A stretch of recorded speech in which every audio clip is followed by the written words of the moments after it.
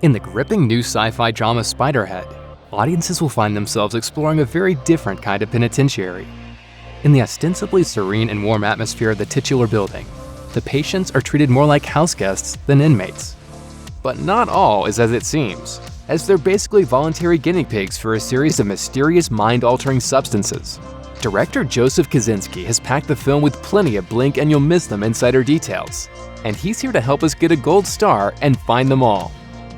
The first thing audiences are bound to notice about Spiderhead is some very slick cinematography.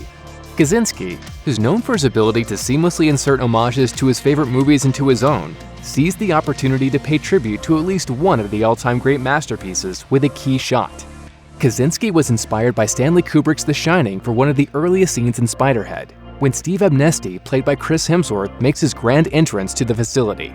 That opening of watching that little VW Beetle working its way up to the Overlook Hotel deep in the mountains, I think there is probably a subconscious element of that, watching Abnesti fly his float plane to find this facility kind of clinging on the edge of one of those little islands out there.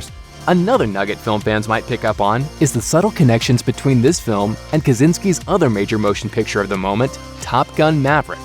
The character Jeff, played by Miles Teller, who also stars in the 2022 Top Gun sequel, repeats an iconic Top Gun line. Ice cold. It's the way he flies, ice cold, no mistakes. Kosinski credits screenwriters Rhett Reese and Paul Wernick with that line, but the director did squeeze in one very intentional Top Gun tribute of his own. In the opening scene in Jeff's bedroom, if you look closely, you'll see Rooster's F-18 model sitting on his desk. The Spiderhead facility is a hulking monster of a building, nestled smack dab in the middle of paradise to make its presence even more disconcerting. Kosinski is a former architect, and he wanted the building's design to capture the essence of this unusual facility. The architecture is brutalist, so the production designer Jeremy Hindle and I use that style of an architecture as an influence, looking at the architecture of Louis Kahn and Tadao Ando. Audiences may also notice that Kosinski paid particular attention to ensuring that the name of Abnesti's facility had some visible meaning. The building's shape subtly hints at the body of a spider. So if you look closely, it has 8 legs on it to support the building, and the skylights on the top almost feel like eyes on multiple eyes on a spider. Though its exterior is foreboding, Spiderhead's interior is stunningly bright, with bold yellow accents everywhere. That particular color wasn't chosen on a whim. Kosinski and his team were very particular about finding just the right shade to throw off the audience's expectations. You see it in the sunlight streaming through the skylights. You see it in the furniture, you see it in the kitchenette, you see it in Lizzie's clothing. It's an important color that gets at Abnesti's intention to make this facility seem friendlier and happier than the reality of what's happening in it. We spend a lot of time choosing that exact right shade for the facility, but I think it gives it a very distinct tone and feel. If you paid close attention to Abnesti's clothes, you might notice an Easter egg reflecting that dual nature of his personality. Most of his wardrobe is meant to emit a vibe of cool charm. His thin-frame glasses, for example, are gentle and reminiscent of a bygone era.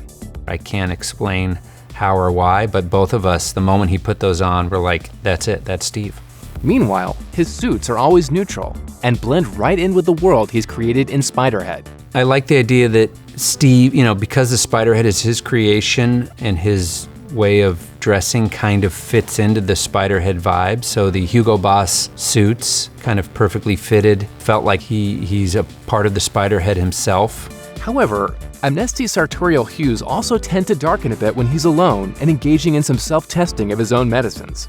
When he's off duty, when he's not working and he's in his room, then we went with these kind of dark reds, which give a hint at turbulent things happening underneath the surface with him. Of course, Abnesti isn't the only one with meaningful costume stylings. If you pay close attention to the clothes of Steve's assistant Verlaine, played by Mark Paggio, there's a meaningful trend there as well. There was a version of the script where we talked about Mark's obsession with losers. We have a Coleco t-shirt, which was a game console I had as a kid that does not exist anymore. We had Netscape. We had the Montreal Expos. It was fun for me to kind of spitball ideas of brands and logos and concepts that don't exist anymore. Throughout Spiderhead, there are some smaller details that might initially escape your attention. For example, the Etch-a-Sketch drawings that Jeff tends to do in his room are often reflective of his own mindset. He starts sketching Lizzie's face, the woman he's falling in love with, the sketches of fire when he thinks about his past and what happened. One small detail that takes a little research to confirm is that some of the characters' birthdays, visible on Amnesty's remote control, reflect the actors' real-life birth years. For example, Miles Teller was born in 1987, just like his character Jeff. I wanted to reflect who those characters were, and when it comes to picking a date, why not, get the date of the person playing the character? Audiences will no doubt also notice that the yacht rock jams blaring throughout the Spiderhead facility are oddly comforting, with familiar tunes like Supertramp's The Logical Song and Thomas Dolby's She Blinded Me with Science. It's kind of like the Spiderhead itself. It's about giving this facade, nothing bad can happen while yacht rock's playing. So I thought for Amnesty that was kind of a great way to create this environment and this feel. Obviously, it's a fun thing to play with as in the third act as things really start to go off the rails, to kind of go deeper into Amnesty's music library and hear what else is in there. Another unsettling Easter egg you'll have to look closely to find is a callback to Amnesty's own troubled history, contained on the sinister bingo card Jeff discovers in his desk. You hear N40 and I-16 and B6, and it feels like some sort of standard naming convention, but when Jeff finds the bingo card and the gold stars, it's his first clue that Amnesty, with Amnesty, everything isn't quite what it seems. That the connection back to Amnesty's backstory is something we came up with during making the film. So if you look very closely at the bingo card, at the bottom it says Property of Friendly Pines Foster Care, which is the same place where Amnesty was dropped off by his dad as an 8-year-old kid. My dad told me he was going to take me to summer camp.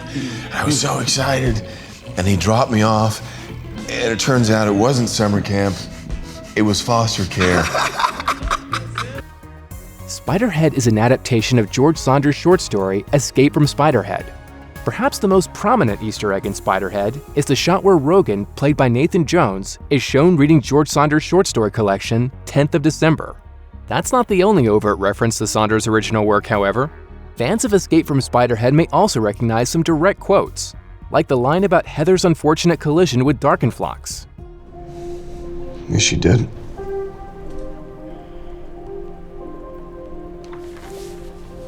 She's not the best.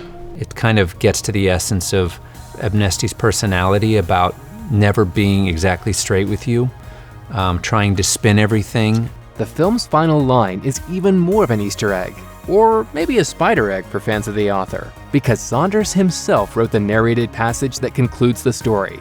And when George saw the film, he just sent me kind of 10 versions of Jeff's final voiceover. In one of those versions, I just felt like it was a really beautiful summation of the theme of the film, and also what I liked about it was it put the film firmly in Jeff's point of view at the end, which is, I felt like, where we should end up. Thanks for watching Netflix Film. Subscribe to our YouTube channel to get the latest exclusive videos. Plus, hit the bell so you don't miss a single one.